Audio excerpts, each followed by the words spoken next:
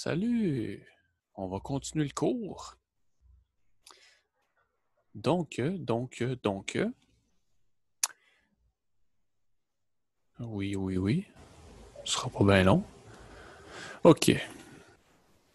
On flippe ça comme ça. Et voilà. Continuité à un point. OK. Fait que on va checker, c'est ça. Ouais, c'est ça. Ça veut pas dire grand-chose, ça. Hein? OK. Fait qu'on y va. On va voir c'est quoi la notion de continuité aujourd'hui. On va focuser sur la continuité en un point pour commencer. Donc, qu'est-ce que ça veut dire pour une fonction d'être continue? Marqueur. Fait qu'une courbe, une fonction, on dit qu'elle est continue. On ne voit pas ce que je fais. On dit qu'elle est continue à un point. On dit qu'elle est continue au complet s'il n'y a pas de trou dans le graphique, s'il n'y a pas de saut dans le graphique ou s'il n'y a pas d'asymptote. Qu'est-ce que ça veut dire ces affaires-là? On va voir des exemples dans pas long. Mais concrètement, dans le sens de si on veut une liste de conditions mathématiques à satisfaire pour qu'une fonction soit continue à un point C, on va dire. Qu'est-ce que c'est? Ben, premièrement, il faut que la fonction elle existe à ce point-là.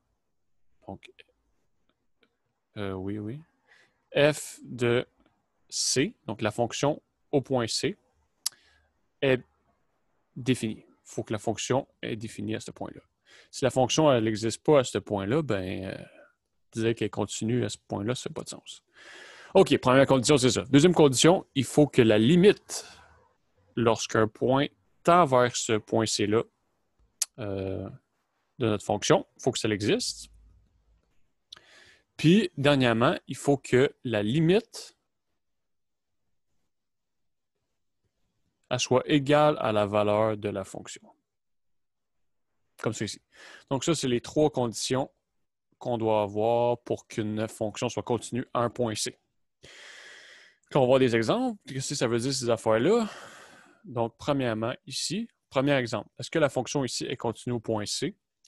Non. Pourquoi?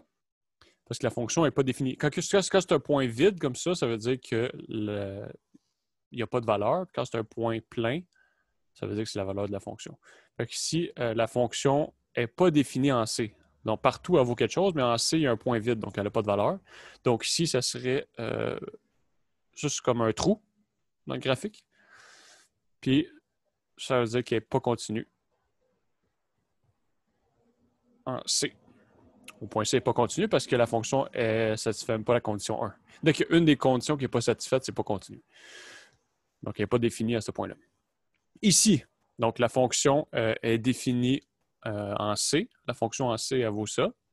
La limite, par contre, si on regarde la limite, ce que ça veut dire, c'est quand on approche de la valeur du point, super proche, qu'on n'est pas exactement à cette valeur-là, il faut que ça donne quelque chose. Fait que ici, la limite, si on regarde au point C, si on va par ici, la limite, ça va être, mettons que ici, c'est, je sais pas moi.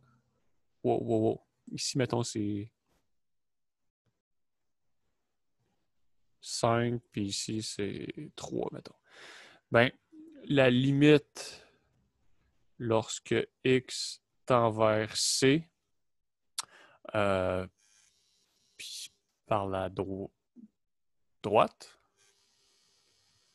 ici, ce serait égal à 5, mais la limite, lorsque x tend vers C par l'autre bord, par ici, par la gauche, c'est 3. Donc, vu que les deux valeurs ne sont pas égales, ça veut dire que la limite, lorsque x tend vers C, de f de x, elle n'existe pas. Donc, les deux limites de chaque bord, ça donne pas la même chose, donc la limite n'existe pas.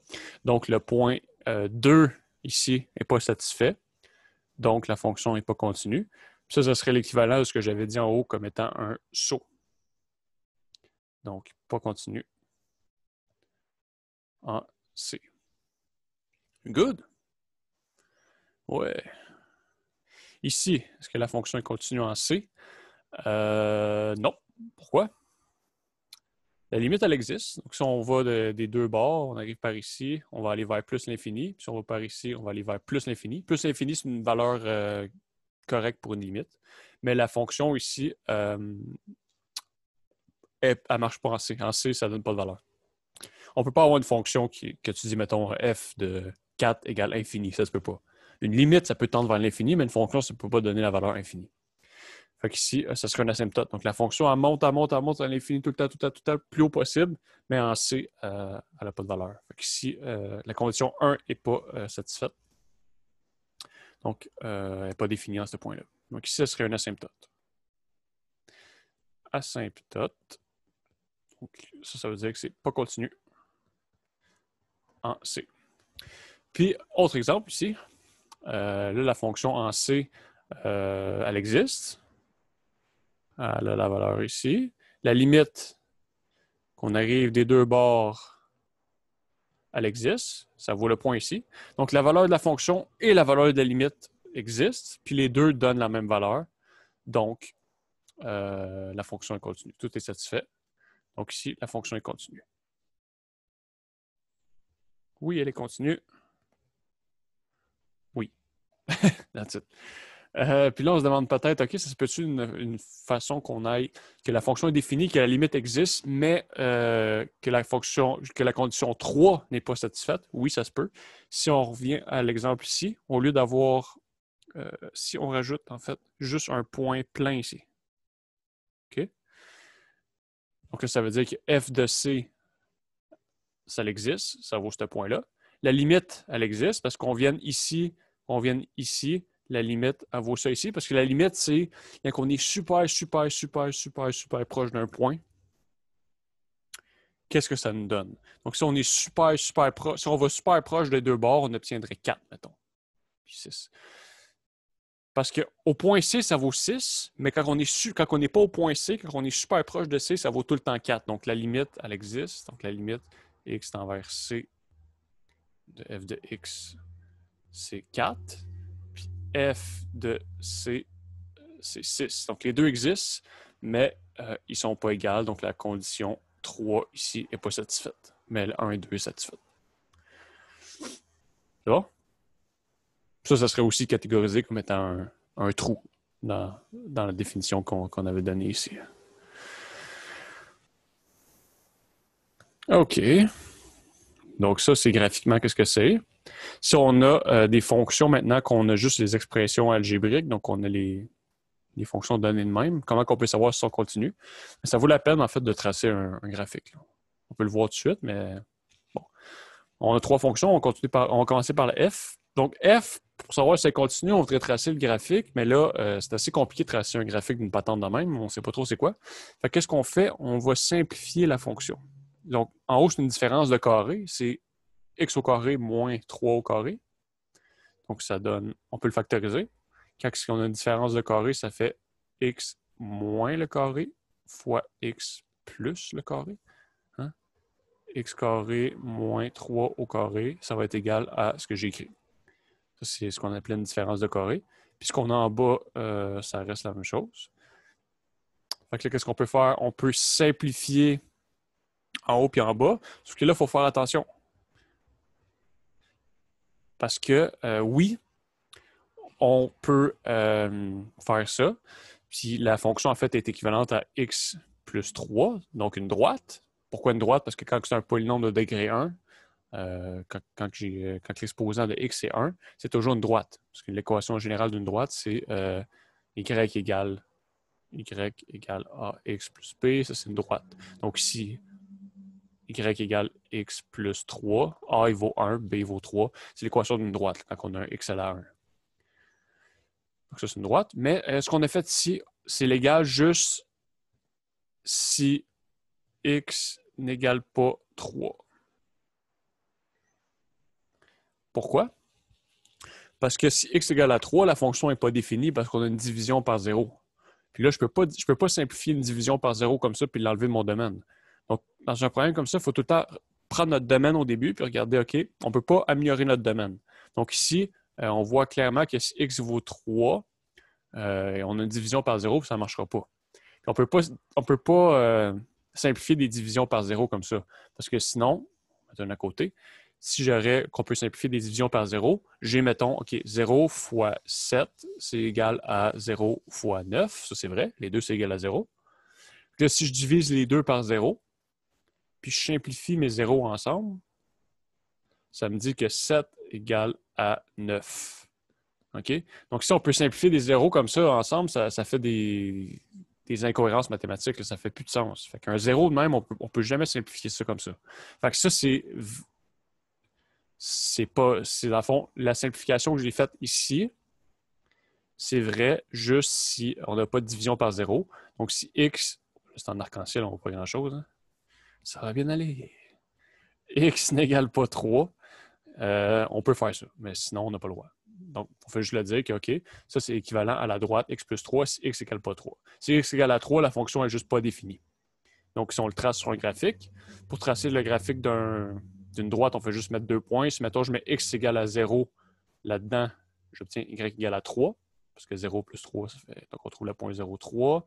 Puis, si je mets x égale à 1 là-dedans, j'obtiens y, ça vaut 1 plus 3, ça vaut 4. Fait que j'obtiens 2 points, OK. 0,3. Puis là, on va avoir quand x égale à 3 ici.